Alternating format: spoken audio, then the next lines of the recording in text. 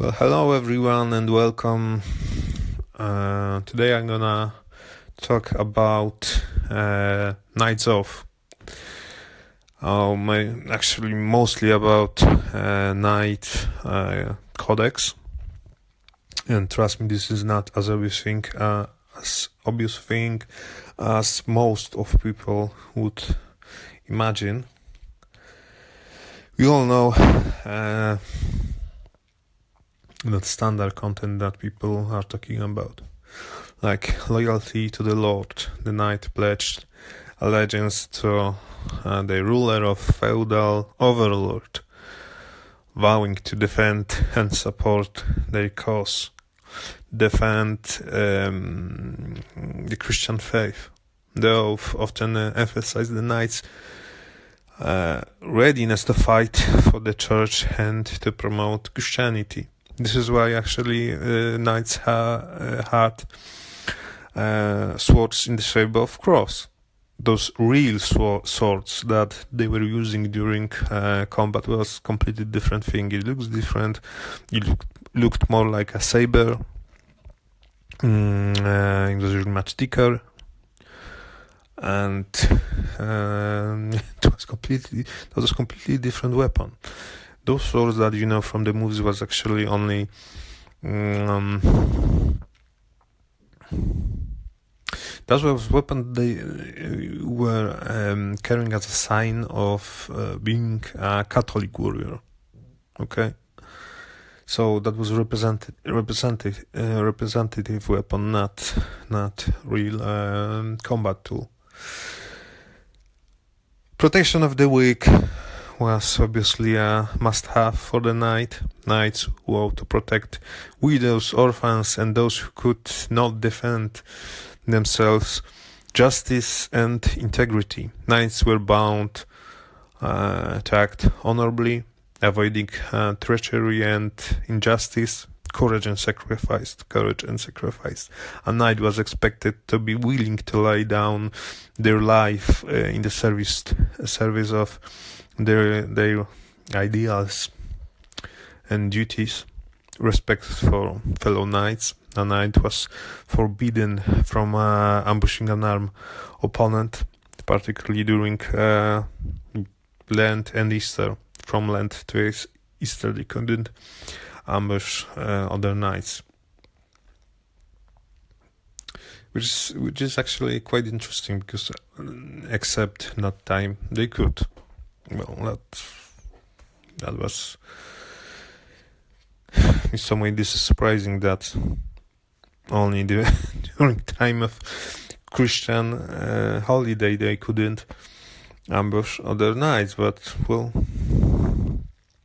that was the rule. They couldn't beat up random members of clergy. The clergy was considered sacred. Harming them was considered was not only a sin, but actually there was the rule of thumb. If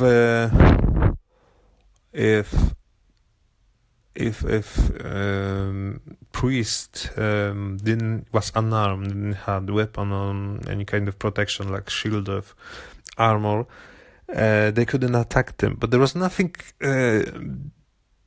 about not attacking them when they were prepared for fighting. Because in those times actually priests or monks were very often armed. They were normal knights. So, as Bishop Warren of Beauvais, I'm not sure if I pronounced that correctly, but Beauvais.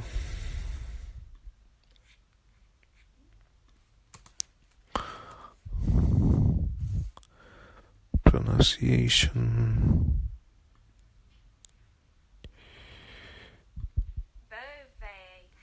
Beauvais. Okay, Beauvais. So Bishop Warren of Beauvais barred knights from assaulting unarmed clerics, monks, and their companions, unless there was annulled unless they are committing a crime or unless it is in a recompense for a crime for which they would not make amends 15 days after his warning. This is a quote from Bishop Warren. So, in the case if they were actually doing something that we could consider as crime, knights could attack them, obviously. So this is first point that I want to talk about, and second is do not steal livestock or kill farm animals without reason. Believe me or not, but there was one story in medieval Europe when swine attack a child. It did attack child, and swine not only killed the child but also crippled the child before swine killed this infant. And after that, there was, from our perspective right now, that was comedy, but that actually they sued the swine, and they meet with the swine in the court. Really, swine had defender. The swine had prosecutor. Prosecutor was actually press charge.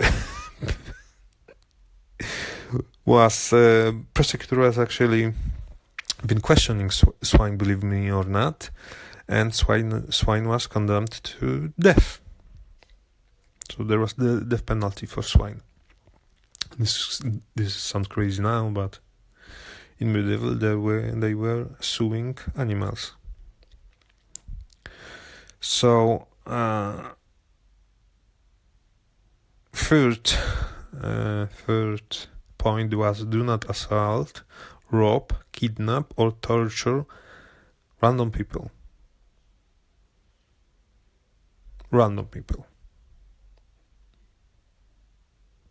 So this is interesting because it seems that some not random people were actually okay.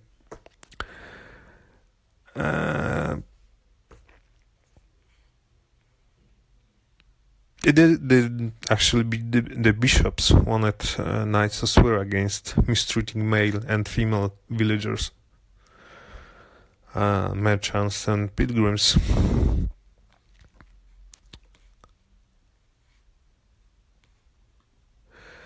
They couldn't.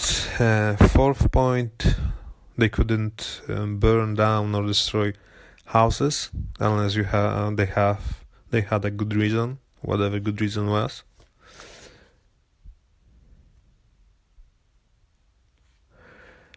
Don't assist criminals. Fifth point, fifth rule. Obvious one. 6. Don't attack women unless they give you a reason. So that idea about chivalry, that you couldn't attack women no matter what,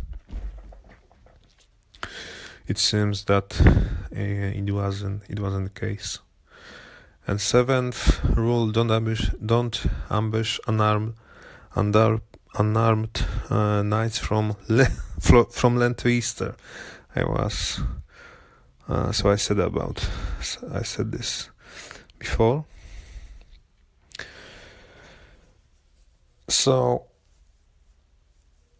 there was a moment of ceremony of Nights Oath, during Nights Oath, when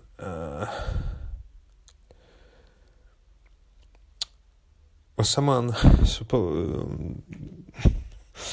was a squire, not necessarily squire, because the knights didn't need it to be a squire before they were before knights oath. They could be just warriors. But during that oath,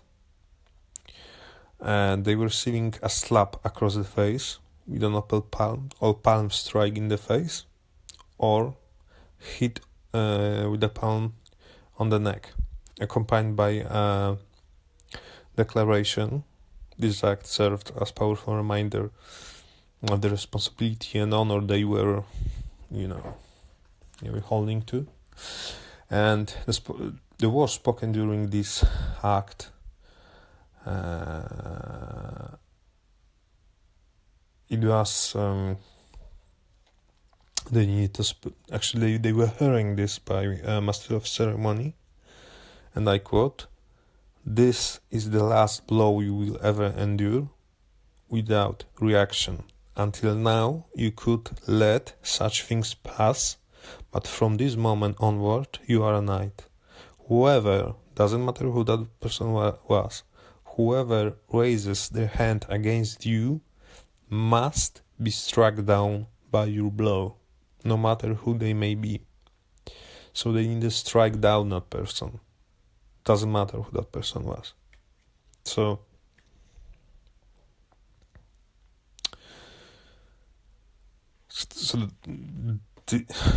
this one is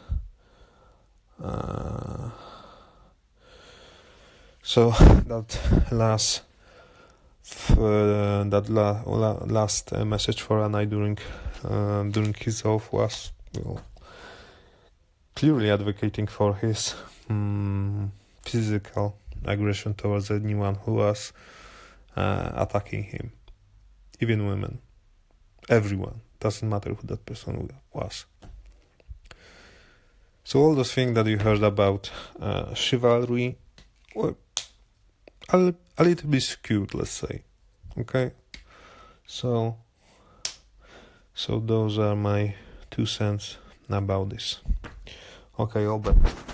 Take care, guys.